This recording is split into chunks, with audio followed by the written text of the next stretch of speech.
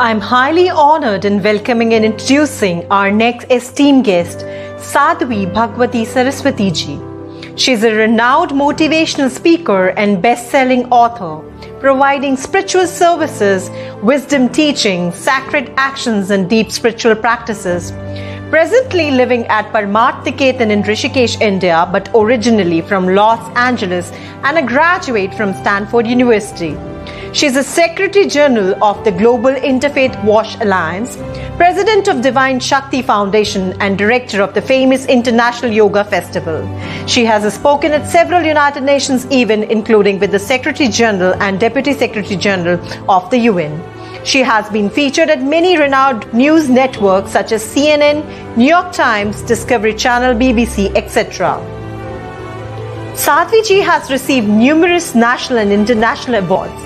She serves on United Nations Faith Advisory Council on Religion, the Steering Committee for Partnership for Religion and Sustainable Development, and the Steering Committee for the World Bank United Nations. Sadhvi ji is the author of the books By God's Grace, a biography of her Guru, His Holiness Pujya Swami Chidanand Saraswati ji, and Come Home to Yourself. She gives daily spiritual discourses, teaches meditation, provides spiritual counseling and mentoring, and oversees myriad charitable and humanitarian projects and activities at Paramatniketan. So, ladies and gentlemen, please put your hands together to welcome Sadhvi Bhagawati Saraswati ji.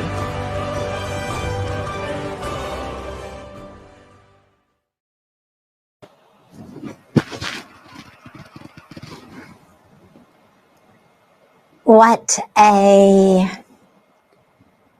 a beautiful honor and a beautiful blessing and joy to be with you all, and especially at this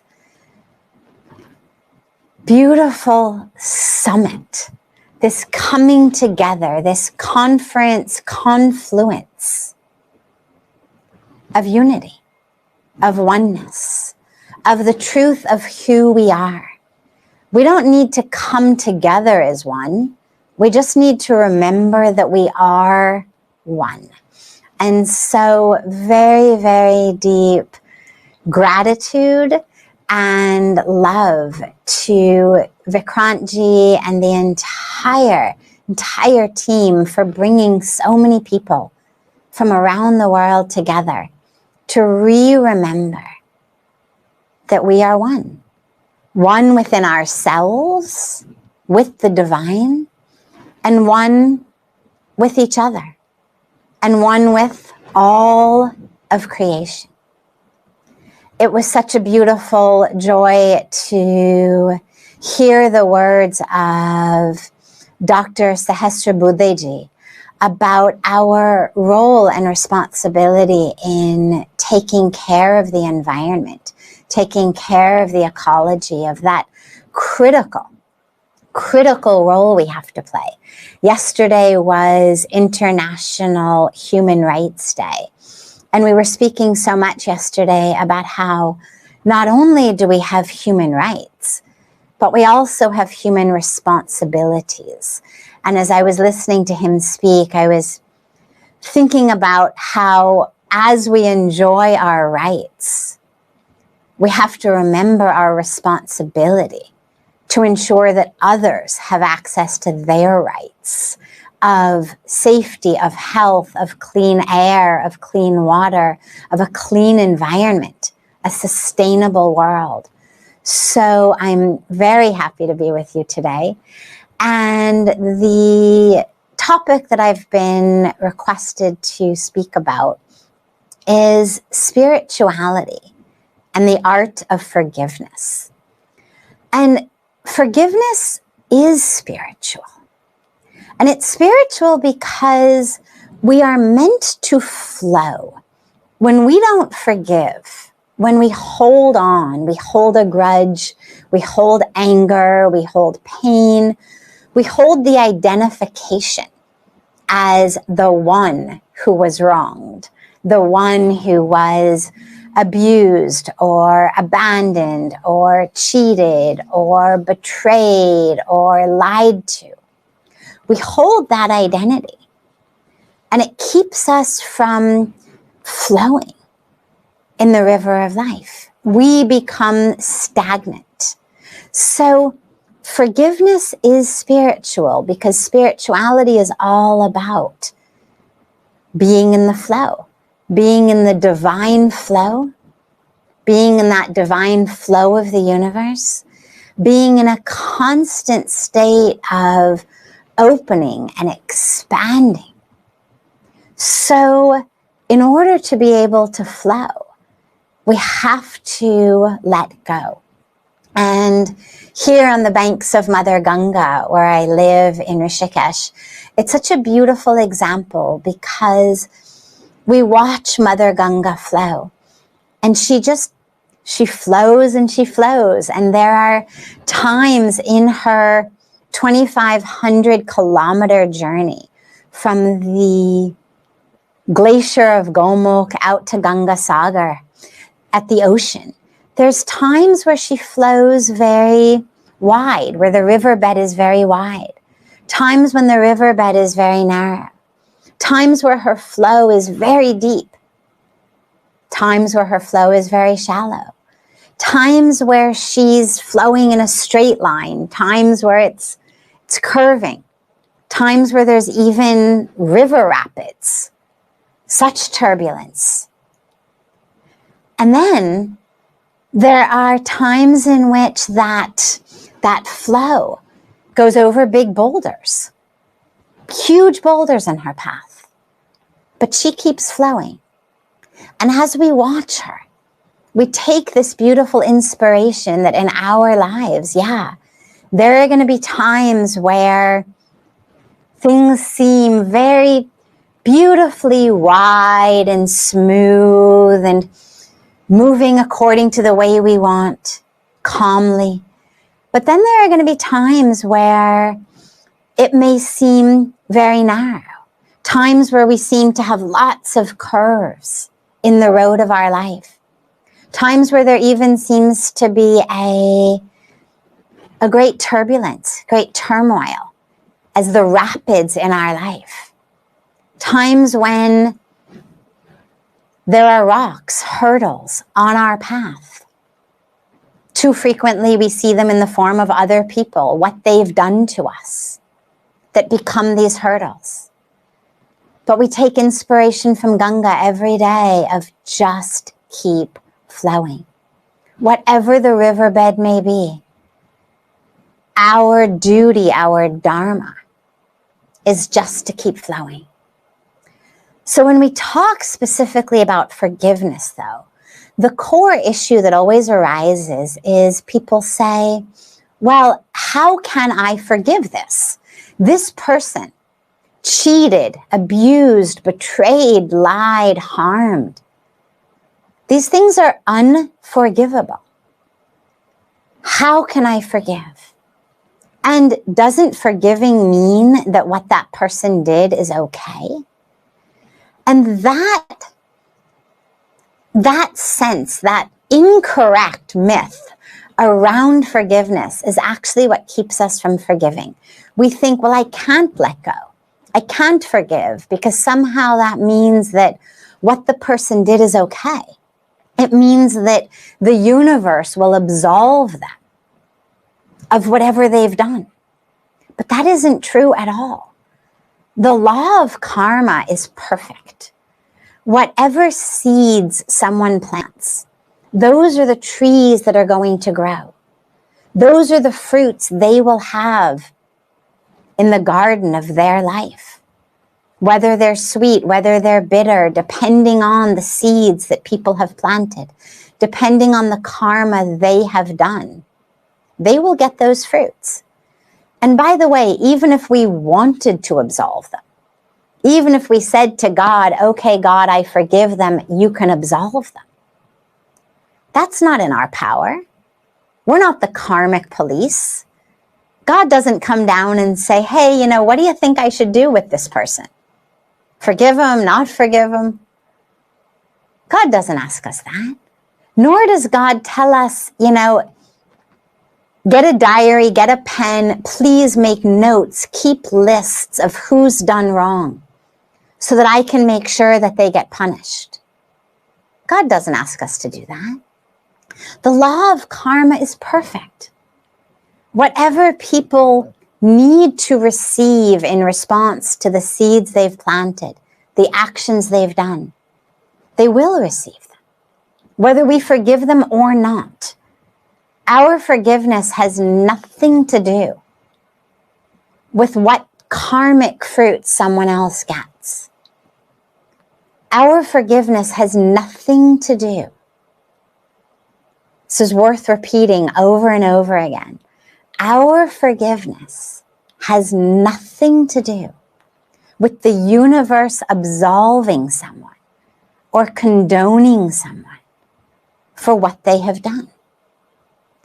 We forgive for one reason and one reason only, and it has nothing to do with what the other person did. We forgive because we deserve to be free. Forgiveness says, I deserve to be free. You harmed me. You lied, you cheated, you abused, you betrayed. That's your karmic package now. But I still deserve to be free.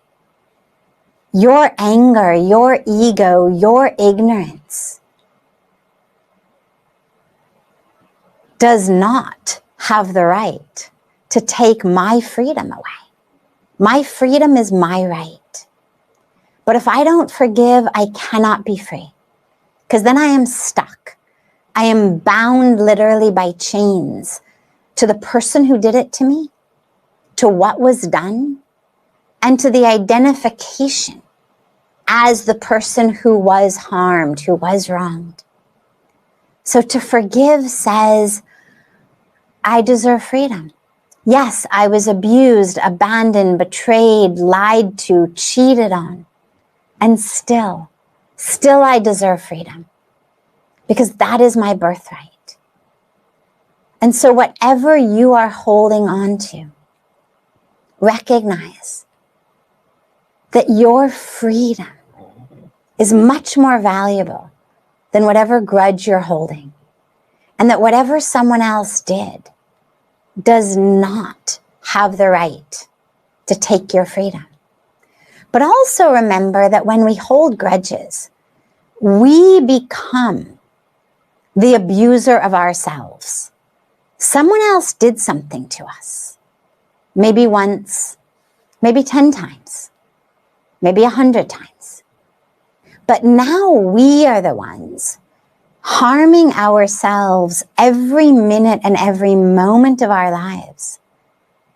Because when we don't forgive, when we hold on in anger and in pain and in identification, then we become the abuser. We become the ones making ourselves stuck and miserable every day. And that's not what we want. Spirituality reminds us we are divine. We are one with the divine. The core of who we are is divine. We are not bad or wrong. We are divine, whole, perfect. Because we are created, not just by the Creator, but of the Creator. And each of us is here. Our dharma on earth is to wake up, to truly understand, experientially to know that divinity in ourselves. But if I'm moving through the world with this identification of the one who was harmed, the victim of this, the victim of that, then I can't have that experience of the truth of who I am. I need to let go of that. I remember, I'll tell you a personal story. So I remember when I first came to India, 25 years ago now, and I was sitting in front of Puja Swami Chidanand Saraswati ji, who now is my guru. At the time I had just met him. And everyone was asking him so many questions. And so I thought, okay, let me also ask a question. And I used to really struggle with stress, with fear.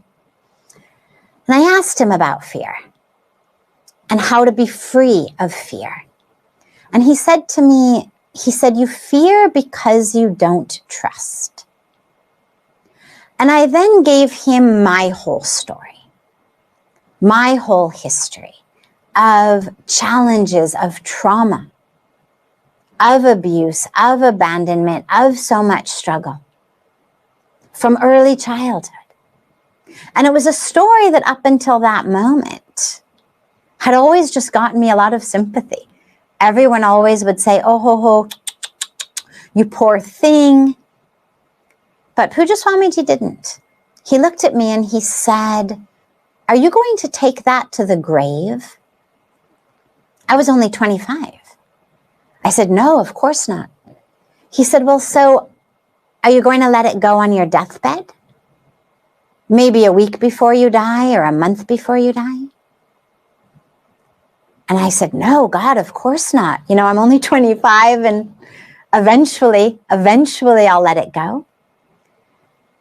And he said, you're waiting for someone.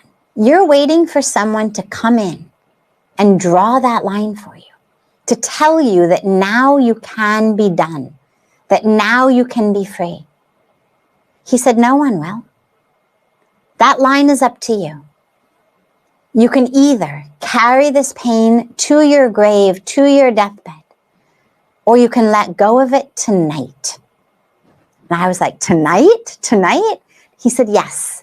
He said, we have this very sacred ceremony on the banks of Ganga called Aarti. I want you to take the oil lamp in your hands and I want you to offer it to the divine. And then I want you to stand in the waters of Mother Ganga and offer all of your pain, all of your anger to the river. Now, I was a PhD student in psychology. You don't just give pain to a river. But because of who Puja Swamiji was, as this incredible being of enlightenment, of divinity, I made a commitment that I would at least try it sincerely. I knew it wouldn't work, but that I would try it sincerely. And what I want to tell you all today is, it actually worked. I stood in those waters for God knows how long. And I prayed and I cried and I prayed and I cried. And eventually, I was able to give that pain. And I can tell you 25 years later, I've been free. And so, whatever you're holding on to, walk into a beautiful body of water. If you can come to Ganga, nothing like it, come to Ganga. Otherwise, don't worry.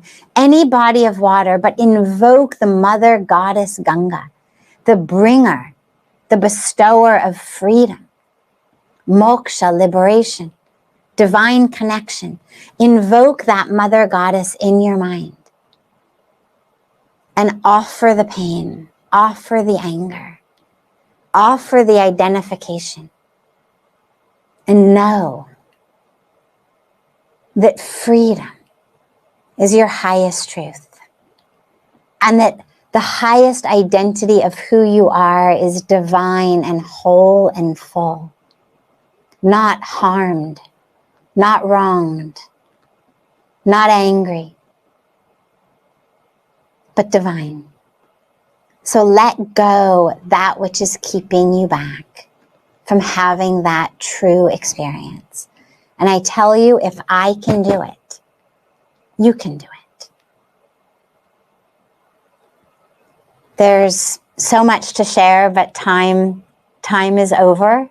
So I will conclude here with very deep gratitude for the opportunity to be with you today, and with so much love to you all. Thank you very much, respected Sadhvi. Thank you very much. We are so happy and inspired listening to you, how you brought the concept of responsibility. And you said that it is just remembrance that we are one. It is not we need to reach somewhere. Don't hold your wounds inside. Just let it flow and let it go, just like river Ganga. And the person who has done wrong to you, karmic police and the law of karma will take care of itself, but you deserve to be free. And freedom is our birthright, and we need to claim it. And we are inspired to listen your own story also, and how did you understand by the blessings of Pujya Swamiji that we don't need to hold it till our deathbed or grave. We need to draw a line, and you inspired all of us to draw the line today itself. I'm sure that many of our viewers from different parts of the world will draw a line and will let all the wounds and anger flow with river Ganga and invoke the divinity in mind to realize that we are divine beings. We are so blessed. Sadhvi ji, convey our pranams to Pujya ji also. Thank you very much, Sadhvi ji.